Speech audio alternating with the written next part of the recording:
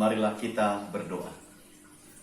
Kasih karunia dan damai sejahtera dari Allah Bapa kita dan Kristus Yesus menyertai kamu. Amin.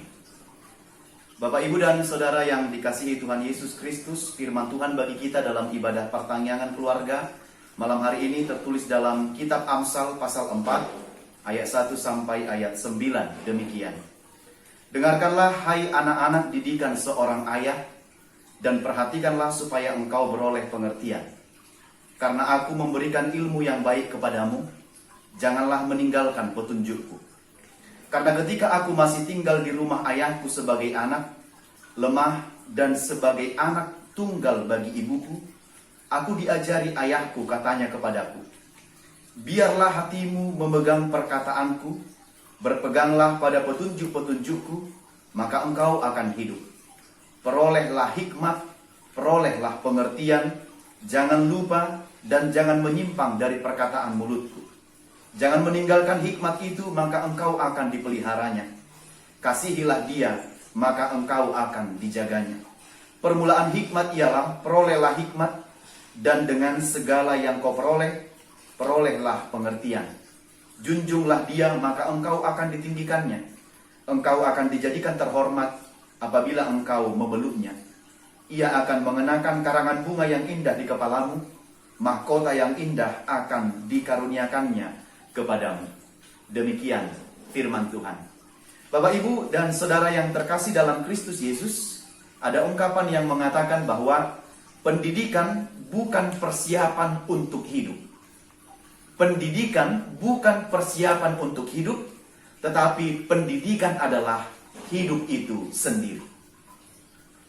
Karena itu pendidikan anak adalah investasi yang paling mahal di zaman ini. Itu sebabnya setiap orang tua berlomba-lomba untuk membuat anaknya sekolah sampai ke tingkat yang paling tinggi. Karena dia tahu ke depan pengaruh dari pendidikan ini akan dapat mempengaruhi kehidupan setiap anak-anak dan keluarganya. Jadi pendidikan berarti suatu kegiatan untuk menuntun orang keluar dari keterbelakangan, keluar dari kebodohan dalam hal pengetahuan dan ilmu. Itu sebabnya perlu pendidikan baik dari usaha sendiri atau yang diperoleh setiap orang secara otodidak. Ya, berbagai upaya dilakukan oleh orang untuk memperoleh pendidikan itu. Demikian dalam firman Tuhan yang kita dengarkan pada malam hari ini, Raja Salomo melihat betapa pentingnya mencintai, memperoleh pendidikan itu dalam setiap kehidupan manusia. Itu sebabnya malam ini dia mengingatkan kita tentang bagaimanakah seharusnya kita mencintai didikan, mencintai nasihat, mencintai petunjuk yang diberikan oleh Allah demi kebaikan hidup kita dan demi kebaikan masa depan kita. Apakah manfaat dari mendengar dan menerima pendidikan itu? Menurut Amsal 4 ayat 1-9 ini ada 3 hal manfaat atau faedah dari pendidikan. Yaitu yang pertama, dari pendidikan itu menurut ayat 4 dikatakan manfaatnya adalah engkau akan hidup. Itu sebabnya dikatakan, biarlah hatimu memegang perkataanku, berpegang pada petunjuk-petunjukku, maka engkau akan hidup. Artinya adalah jika kita mau menerima dan berpegang teguh kepada petunjuk dan didikan, maka kita akan hidup. Jadi hidup yang dimaksud di sini adalah hidupnya akan penuh sukacita, hidupnya akan bermakna, dan hidupnya akan berkualitas. Itulah hidup orang yang mau menerima pendidikan, yang mau dididik, yang mau dinasihati. Dia akan memiliki kehidupan yang berkualitas, bermanfaat, berguna, berbobot bagi orang lain. Dia tidak akan asal hidup dan asal mengulu. Bahaya ya, kalau sempat ada orang yang mengatakan asal mengulu doi. Pasti sakit hati kita kalau sempat dikatakan asal mengulu begitu. Jadi orang yang memiliki hikmat, pendidikan, kecakapan yang diberikan oleh Tuhan, maka hidupnya akan berguna, berdampak, berkualitas. Apa yang dikerjakannya menjadi berkat bagi dirinya, menjadi berkat bagi orang lain, dan menjadi berkat bagi sekitarnya. Itulah kehidupan orang yang mau dididik, maka kehidupannya juga memiliki kualitas dan dampak bagi orang yang ada di sekitarnya. Karena itu, siapa yang memiliki pendidikan, pasti dia tidak akan miskin. Sebab lewat pendidikan yang dia terima, lewat hikmat yang ada pada dia, dia akan mampu mengelola, dia akan berhikmat, menggunakan apa yang ada dalam pikirannya untuk memajukan kehidupannya, bahkan membuat kehidupannya supaya lebih baik dan lebih sejahtera. Karena itu, saya mau katakan dalam yang pertama ini, ajar dan didiklah anak-anak kita dengan benar supaya dia hidup. Supaya hidupnya berkualitas, bermanfaat, berguna, berbobot bagi banyak orang dan orang lain. Tidak asal hidup begitu. Nah, itu tugas kita yang pertama. Itulah manfaat suatu pendidikan. Kenapa kita harus beroleh pendidikan dan memiliki didikan serta nasihat dan petunjuk dalam kehidupan kita? Itu menjamin kehidupan kita kelak. Yang kedua, engkau akan dipelihara dan dijaganya. Ayat 6. Dikatakan pada ayat 6, janganlah meninggalkan hikmat itu, maka engkau akan dipeliharanya. Kasihilah dia, maka engkau akan dijaganya. Artinya adalah pendidikan itu akan membimbing kita. Didikan itu akan menjaga kita, melindungi kita, memelihara kita, dan menunjukkan jalan yang akan kita tempuh dan jalan yang akan kita jalani sepanjang perjalanan kehidupan kita. Jadi lewat pendidikan yang kita miliki, justru pendidikan itu, hikmat itu, didikan itu, nasihat itu yang akan membimbing dan memelihara kita kemanapun kita pergi. Dan didikan yang baik itu yang kita terima dari Tuhan tidak akan pernah menyesatkan kita. Justru akan memelihara kita, bahkan sampai membawa kita kepada kehidupan yang lebih baik atau kepada keberhasilan. Jadi pendidikan, didikan, petunjuk yang kita punya itu adalah mengarahkan kita, menjaga kita, dan memelihara kehidupan kita. Justru itu yang akan menjaga kita, memelihara kita. Jadi pengetahuan itu tidak akan pernah menyesatkan kita jika hikmat yang kita terima itu, didikan yang kita terima itu berdasarkan didikan yang daripada Tuhan. Maka dia akan membimbing kita supaya kita berjalan dengan penuh hati-hati untuk mempergunakan ilmu kita. Apabila kita menghadapi kemelut, apabila kita menghadapi tantangan hidup, maka didikan nasihat ini, maka kita akan memperoleh jalan keluar, sebab kita sudah dapat mengelolanya dalam hati kita. Kita dapat memanajemennya dengan baik. Apabila kita menghadapi tantangan dan pergumulan hidup, kita sudah punya ide yang baru, kita sudah punya sesuatu yang bisa diandalkan, dan kita sudah berharap berserah kepada Tuhan dalam setiap keadaan itu. Itu artinya berpendidikan berarti mau dibimbing dan dipelihara oleh Tuhan. Tidak ada orang yang berpendidikan tidak mau dibimbing dan dipelihara oleh Tuhan. Kalau ada yang mengatakan dirinya adalah orang berpendidikan tetapi tidak dibimbing dan dipelihara oleh Tuhan, sesungguhnya itu adalah orang yang tidak memiliki pendidikan. Yang tidak menerima setiap didikan itu mengalir dalam perjalanan hidupnya. Itu sebabnya perlunya pendidikan untuk memelihara dan menjaga kehidupan kita. Yang ketiga, apakah manfaat dari pendidikan itu?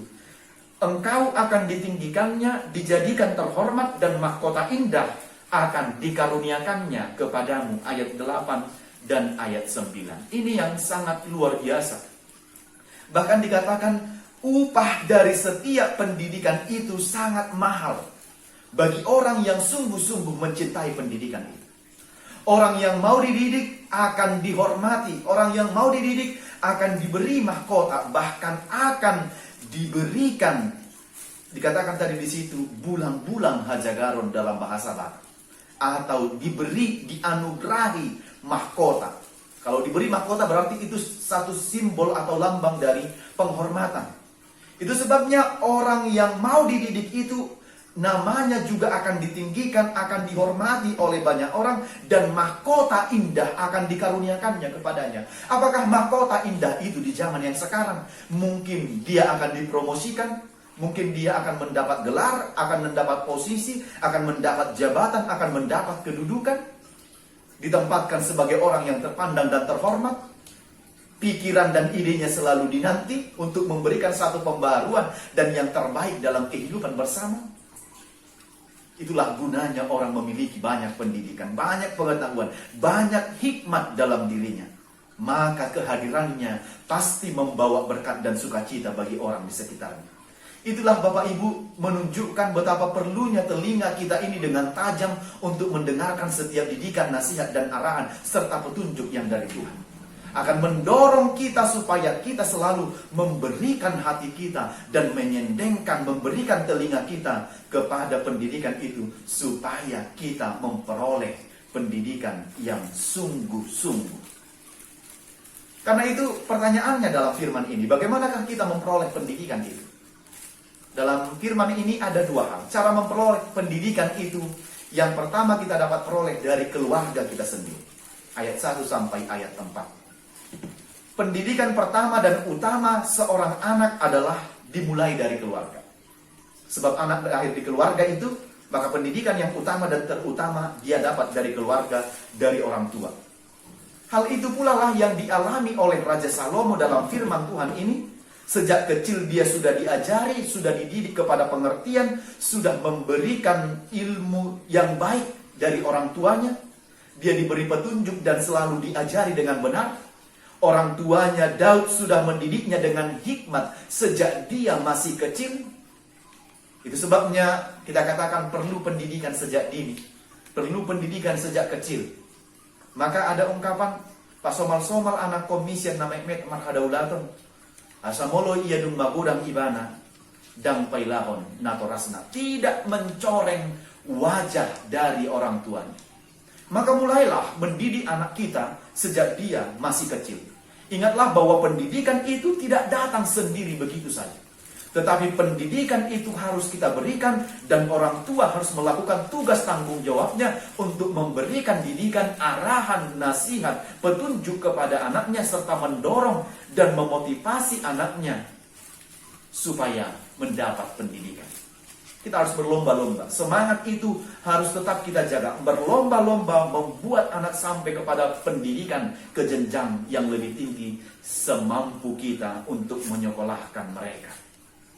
Salomo dalam firman ini mengingat betul bagaimana pelajaran yang ia terima dari orang tuanya di lingkungan keluarganya, walaupun mereka adalah kalangan raja, tetapi dia ingat betul bagaimana orang tuanya membimbing dia sejak dari kecil. Pengajaran yang dia terima sejak dari dia anak-anak, dari bapaknya dalam hal pengajaran agama, pengajaran moral, pengajaran etika, dan pengajaran bagaimana supaya tetap cinta kepada Tuhan. Ini yang sedang bergeser dan berkurang dalam kehidupan Kristen zaman ini. Orang tua tidak punya banyak waktu untuk mendidik dan mengajar anaknya untuk mengajarkan firman Tuhan. Anak-anak lebih diberikan untuk memegang handphone, gadget, dan bermain-main, sementara orang tuanya tidak mendidik dan mengajar mereka kepada cinta akan Tuhan dan mengajarkan tentang moral, etika, hikmat yang benar, yang berasal dari Tuhan. Jadi Salomo itu menikmati bagaimana suasana hidup rumah tangga yang damai, yang penuh dengan nilai-nilai agama sejak dia masih kecil. Itu sebabnya ketika besar, ketika Salomo sudah menjadi raja dan memimpin bangsa Israel, maka dia terkenal sebagai raja yang bijaksana karena memang sudah dibentuk dari kecil. Sebabnya kita punya istilah dalam bahasa Batak, salamat dasor segaluhutan. Kalau sudah dasarnya salah, maka kedepannya akan salah. Maka mulailah ketika anak itu masih kecil untuk mendidik dan membimbingnya supaya dia memperoleh pendidikan yang benar. Orang tua harus serius mendidik anak-anaknya. Dan Salomo sangat menikmati pendidikan yang diberikan oleh orang tuanya. Ini yang sedikit saya bilang tadi bergeser itu. Jangan hanya berikan handphone, gadget, yang penting dia mau makan, yang penting dia tenang, yang penting dia mau belajar. Tetapi handphone di tangannya, kebanyakan main game. Saya mau katakan, orang tualah yang berperan untuk mencetak moral bagi anaknya. Kalau orang tuanya baik mendidik, maka anak-anaknya akan mendidik. Akan lahir generasi yang jauh lebih luar biasa. Kalau tidak, maka orang tua akan menjumpai anak-anak yang begitu-begitu saja. Dan bahkan mencoreng dan mempermalukan wajahnya, mukanya sendiri kelak. Hati-hati dengan tugas ini, Bapak Ibu Amangina. Yang kedua, dari manakah kita memperoleh pendidikan itu? Di sini dikatakan dalam ayat 5, dari usaha anak-anak itu sendiri. Perolehlah hikmat, perolehlah pengertian, jangan lupa dan jangan menyimpang.